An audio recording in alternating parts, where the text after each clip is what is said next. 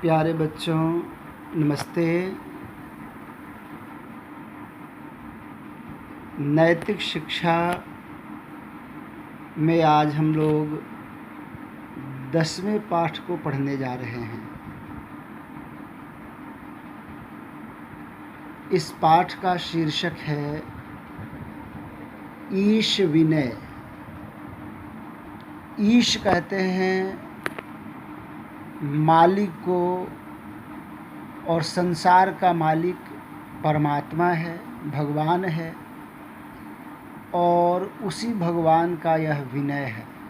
नम्रतापूर्वक आग्रह है, भगवान से प्रार्थना है। ईश अर्थात स्वामी, मालिक, ईश्वर, परमात्मा, जगदीश, संसार का मालिक, जगत का जो ईश है। तो उसी ईश का इस पाठ में प्रार्थना है, विनय है। जिस ईश्वर ने हमें इतना उत्तम मनुष्य का शरीर देकर के हमारे ऊपर उपकार किया है, अच्छा परिवार, घर, माता पिता, और हमारे आने से पहले ही सुंदर वसुंधरा को सजा करके तरह तरह के फल फूल मेवे हमारे लिए तैयार करके रखे थे, उस परमात्मा की, उस ईश्वर की हम आज विनय करने जा रहे हैं, प्रार्थना करने जा रहे हैं। प्यारे विद्यार्थियों, हम सभी भक्त हैं और वह ईश्वर हम लोगों का स्वामी है, मालिक है, जिसने हमारे जीवन में अनंत सुखों को दिया हुआ है। उसी परमात्मा से भक्त प्रार्थना कर रहा है कि हे आनंद रूप भगवान। भगवान का रूप क्या है? आनंद स्वरूप है। हम मनुष्य लोग सत हैं, चित हैं, अर्थात हमेशा यह जीवात्मा इस संसार में किसी न किसी रूप में आती है और चेतन स्वरूप भी है, परंतु हमारे जीवन में सदा के लिए आनंद नहीं है। ईश्वर सत भी है, चित भी है और आनंद भी है। इसलिए ईश्वर का नाम सच्चिदानंद है। इसलिए कहा भक्त कि हे आनंद रूप भगवान, अर्थात हे सच्चिदानंद स्वरूप परमात्मा, हम आपको कैसे प्राप्त करें, किस भांति तुमको पाऊं। तेरे समीप स्वामी मैं किस तरह से आऊं। भक्त कहता है कि हे प्रभु, अब तुम ही बताओ कि मैं कैसे तुम्हारे पास आ सकता हूं। वेद, उपनिषद, शास्त्रों में कहा गया है कि ईश्वर कैसा है? निराकार है। पत्थरों में, गिरजाघरों में, मस्जिदों में, गुरुद्वारे में, मंदिरों में कहीं भी नहीं।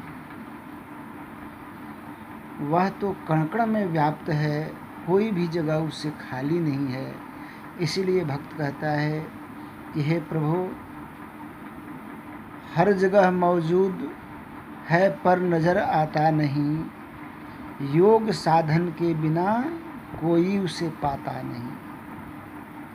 इसलिए भक्त कहता है कि हे प्रभु, तुम सारे कण-कण में विराजमान हो पर मुझे दिखाई नहीं दे रहे हो इन आँखों से। भला मैं तुम्हें कैसे प्राप्त कर सकता हूँ? यह प्रार्थना लेकर के आया है। सुख मूल मुक्ति रूपम मंगल कुशल स्वरूपम। सुख का वह मूल है, मुक्ति का स्वरूप है, मंगल देने वाला है, कुशल क्षेम देने वाला है परमात्मा। ये सब उसके रूप का व्याख्यान किया जा रहा है। हे सुख के मूल, मुक्ति के रूप, मंगल और कुशल के स्वरूप परमात्मा, घड़ियाल शंख को क्या सम्मुख तेरे बजाऊं। तुम सुख के मूल है, मुक्ति के स्वरूप है, मंगल और कुशलता प्रदान करने वाला तुम्हारा प्रभु रूप है। अब मैं तुम्हें बड़ा घंटा और घड़ियाल बजा करके, शंख से पूं पूं कर करके तेरे सामने बजाने से क्या लाभ, तुम तो सारे संसार में पहले से ही विराजमान हो। अनुपम परम छबीले बिन रंग रस रसीले, कंटक सखा है फुलवा क्या सिर तेरे चढ़ाऊं। घड़ियाल शंखा के लिए कहा कि तुम घड़ियाल में भी हो, शंख में भी हो, हथौड़ी में भी हो, हर जगह हो, तो मैं कैसे उस बचा करके तुम्हें बुलाऊं। अनुपम परम छबीले, तुम्हारी कोई उपमा नहीं है, बहुत सुंदर हो तुम। बिन रंग रस रसीले, बिन रंग के हो, रस से रसीले हो। कंटक सखा है फुलवा, फूल में तो कांटे हैं, उन कांटे वाले चीज़ों को भला मैं तेरे सिर पर कैसे चढ़ाऊं। भक्त अपनी विवशता को ईश्वर को समर्पण कर रहा है, कह रहा है कि प्रभु, अगर मैं शंख और घड़ियाल बजा कर के तुमको बुलाता हूँ तो तुम्हारी अपमान होता है तुम्हारा। अगर मैं फूल को तेरे सिर पर चढ़ाऊँ जिसमें कांटे लगे हुए हैं, तो तुम हर रसों में, हर रंगों में तुम्हारी कोई उपमा नहीं है, ऐसे तुम सुंदर छवि वाले हो, छबीले हो।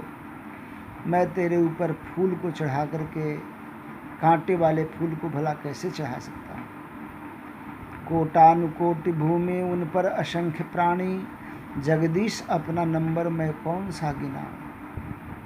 कहा कि हे परमात्मा, ये जो भूमि है, धरती है, ऐसे लाखों करोड़ों भूमि के जैसे, धरती के जैसे ग्रह तुम्हारे ब्रह्मांड में विराजमान है। इस धरती से 13 लाख गुना बड़ा सूर्य है, उससे भी लाखों गुना बड़ा बृहस्पति नक्षत्र, बृहस्पति से भी बड़ा ज्येष्ठा है। तो इतना कोटानुकोटि भूमि है। यह जो नवग्रह इत्यादि जो जानते हैं हम सब, वो केवल आकाश गंगा में, ऐसे लाखों आकाश गंगा इस ब्रह्मांड में है। तो फिर कहा भक्त कि कोटानुकोटि भूमि, करोड़ों भूमि है, उन पर असंख्य प्राणी, उन पर असंख्य प्राणी हो सकते हैं। हे संसार के मालिक जगदीश, जगत और ईश जगदीश, संसार का मालिक प्रभु, मैं अपना नंबर उस असंख्य प्राणियों में कौन सा गिनाऊं, आप ही बताओ। आगे कहता है भक्त अपने प्यारे प्रभु से कि लक्ष्मी है तेरी दासी, निस्दिन चरण की चेरी, तांबे का एक पैसा मैं नाथ क्या चढ़ाऊं। कहता है कि हे प्रभु, कहते हैं कि लक्ष्मी तेरी दासी है, सेवा करने वाली है। निस दिन, निस मतलब रात्रि, दिन मतलब दिन। लक्ष्मी है तेरी दासी, निस्दिन चरण की चेरी। हे प्रभु, लक्ष्मी तेरी चरण की दासी है, निस दिन तुम्हारी सेवा करती है। चेरी सेविका। मैं हे प्रभु, जहाँ लक्ष्मी ही तुम्हारी सेवा करने के लिए उपस्थित है, वहाँ भला मैं तांबे का एक पैसा चढ़ा करके तुम्हारा क्या अपमान करूँ। अपमान सा मुझे लगता है। गंगा है तेरी दासी, सेवक है इंद्र तेरा, तेरे शरीर पर क्या दो चुल्लू जड़ चढ़ाऊं। फिर आगे कहता है अपने भगवान से, स्वामी से, कि गंगा तेरे चरणों की दासी है, इंद्र तुम्हारा सेवक है, सेवा करने वाले है, जो सारे संसार के ऐश्वर्यों का मालिक है। ऐसा प्रभु, तेरे शरीर पर क्या दो चुल्लू जल, थोड़े से 2 चुल्लू जल लेकर के मैं तेरे ऊपर चढ़ा करके भला अपने आप को धन्य समझता हूँ। कितनी गलत बात है। इसलिए कहा गंगा है तेरी दासी, सेविका, सेवक है इंद्र तेरा, इंद्र तेरा सेवक है, जो देवताओं का राजा कहा जाता है। तेरे शरीर पर क्या दो चुल्लू चाहिए। छोटे से दास तेरे रविचंद्र है उपस्थित। हे प्रभु, तुम्हारे दास के जैसे, सेवक के जैसे सूरज और चांद इस धरा को प्रकाशित करने के लिए उपस्थित हैं। करने को नित उजाला, धृत दीप क्या जला। तो मैं तुम्हारे समक्ष गीत के दीप को जला करके भला क्या कर सकता हूँ। मुझे वह तुच्छ लगता है प्रभु, इसलिए कि सूरज और चांद जैसे ग्रहों को आपने बना रखी है। अंत में कहता है, तुम विद्यार्थियों की ओर से कवि कहता है, किशोर, तुम लोग अभी किशोर और किशोरी हो, किशोर अवस्था में हो, तो तुम्हारी ओर से कवि कहता है कि विनती किशोर की है। हम विद्यार्थियों की, हम किशोर किशोरियों की हे प्रभु यह विनती है। निस दिन यही दयामय, हे दयामय, दया के भंडार प्रभु, हम किशोरों की किशोरियों की यह आपसे दिन रात विनती है, प्रार्थना है कि हृदय में लौ हो तेरी, आँखों में मैं समाऊं। कि मेरे हृदय में प्रभु तुम्हारी लौ हो, तुम्हारी ही दिए जलें, आपका ध्यान रहे और मेरे आँखों में है प्रभु तुम समा जाओ। मैं तेरे आँखों में और तुम मेरे आँखों में, मैं तुम मैं। और तब मैं कहूँ तत्त्वमसि, वह मैं हूँ, अहम ब्रह्मास्मि, मैं भी ब्रह्म के जैसा हो गया हूँ, आँखों में मैं समा। तत्त्वमसि अहम ब्रह्मास्मि इत्यादि भावनाएं भी मेरे मन में आ जाएं। इस प्रकार इस विनय में आनंद स्वरूप परमात्मा को सभी मंगलों का मूल कारण मानते हुए तथा उसको निराकार और संपूर्ण ऐश्वर्यों का स्वामी मानकर भक्त उसे इसी के द्वारा रचित वस्तुएं भेंट करने में संकोच करता है, जो परमात्मा ने ही बनाए हैं। वह प्रकाश रूप है, वह सभी लोकांतरों को प्रकाश से प्रकाशित करता है। भक्त यहाँ ईश्वर से प्रार्थना करता है कि वह प्रभु मेरे हृदय में सदैव प्रकाशित रहे और अंत में उसी प्रकाश में वह भी विलीन हो जाए, अर्थात परम सुख को, मोक्ष को प्राप्त कर ले। यह इस विनय का उद्देश्य है। अर्थात इस पाठ को आपको इसलिए पढ़ाया गया है कि आप परमात्मा के व्यापकता को महसूस करें। ईश्वर ने आपके ऊपर जो कृपा की है, करुणा की है, दया की है, आपको इतना अच्छा सुंदर स्वस्थ शरीर दिया है, आपको अच्छे अच्छे माता पिता दिए हैं, आपका विद्यालय अच्छा है, मैडम सर भी अच्छे अच्छे हैं। तो इतने जहाँ अच्छे लोग हों तो आपको भी अच्छा बनना है ना। तो आप कब अच्छा बनेंगे? जैसे आपको कोई टॉफ़ी देता है, चॉकलेट देता है, तो आप उसको थैंक यू बोलते हैं ना, कि नहीं बोलते?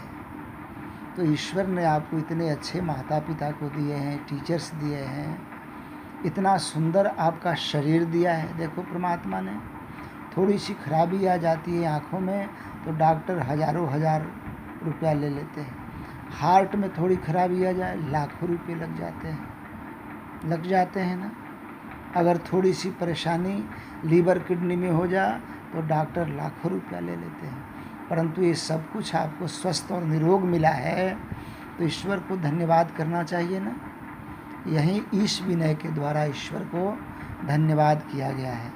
और जो ईश्वर को धन्यवाद करते हैं, ईश्वर उनके जीवन में बहुत खुशियों को भर देते हैं। तो आपके जीवन में भी खुशियाँ आएंगी। आप इस विनय गीत को अपने कॉपी में लिखिए, हमें भेजिए भी और इसे याद भी कीजिए, गाइए भी। आनंद रूप भगवन किस भांति तुमको पाऊं, तेरे समीप स्वामी मैं किस तरह से आऊं। आनंद रूप भगवन। तो इस गीत को आप लिखिए भी, याद भी कीजिए। क्वेश्चन आंसर भी आपको लिखना है, मैं बता देता हूँ, ध्यान देंगे। पहला क्वेश्चन है, इस प्रार्थना में भगवान से क्या याचना की गई है? तो इस प्रार्थना में भगवान को पाने की याचना की गई है। भगवान की लौ आपके हृदय में सदा प्रकाशित रहे, यह प्रार्थना की गई है। ठीक है ना? अपने भाषा में इसे लिख सकते हैं आप। सामान्य में इसे भी लिख सकते हैं कि इस प्रार्थना में भगवान को पाने की याचना की गई। ठीक है। दूसरा क्वेश्चन है, भगवान पर पैसा चढ़ाते समय भक्त क्यों हिचकिचाता है? क्यों हिचकिचाता है? कि भगवान की लक्ष्मी दासी है, निस दिन उसकी चरणों की सेवा करती है, तो सारे संसार की संपत्ति तो लक्ष्मी ही माता की है ना। तो इसलिए भक्त हिचकिचाता है कि लक्ष्मी ही जिसकी दासी है, उसे मैं 2-4 पैसे दे करके क्या करूँगा। भगवान की मूर्ति पर जल चढ़ाना तथा नैवेद्य अर्पण करना भक्त को क्यों अनुचित दिखाई देता है? जल चढ़ाना इसलिए अनुचित दिखाई देता है कि गंगा ही प्रभु की दासी है ना। और नैवेद्य अर्पण करना इसलिए अनुचित दिखाई पड़ता है कि जिस चीज़ों से नैवेद्य बना हुआ है वो सब बनाने वाला, उन चीज़ों को देने वाला कौन है? तो उन सबको देने वाला ईश्वर है। या ईश्वर की दी हुई सामग्रियों को ईश्वर को ही समर्पित करना यह भक्त को अनुचित दिखाई पड़ता है। समझ गए बात को? अपनी भाषा दे करके अच्छे से लिखिए, तीनों प्रश्न का उत्तर लिखिए। होमवर्क में आप इसको प्रश्न चैप्टर को अच्छे से उसको लिखिए और याद भी कीजिए और प्रश्नोत्तर भी उसका बनाइए। बहुत बहुत आपका धन्यवाद। बहुत अच्छे आप बच्चे हैं। आपका दिन शुभ हो। माता पिता के पैरों को छू करके रोज़ प्रणाम करें। आप बहुत अच्छे बन जाएंगे। और नैतिक शिक्षा पढ़ने का तभी लाभ होगा जब अपने बड़ों के आशीर्वाद को प्राप्त करके, जो बच्चे अपने से बड़ों को आशीर्वाद लेते हैं उनकी आयु, विद्या, यश और बल की वृद्धि होती है उनके जीवन में। इसलिए अभी विद्यालय में तो आप आ नहीं रहे हैं, तो शिक्षकों का आशीर्वाद तो अभी आपको केवल मोबाइल के द्वारा ही प्राप्त हो जा रहा है, मिल रहा है। परंतु माता पिता ये पहले गुरु हैं, शिक्षक से पहले। इसलिए उनकी कहना मानिए, उनका आदर सत्कार कीजिए, सम्मान कीजिए और खूब मन लगा करके घर पर पढ़िए और अच्छे से अच्छे नंबर भी लाइए। बहुत बहुत शुभकामनाएं। बहुत बहुत धन्यवाद। आप प्रश्नोत्तर लिख करके और ज़रूर भेजें।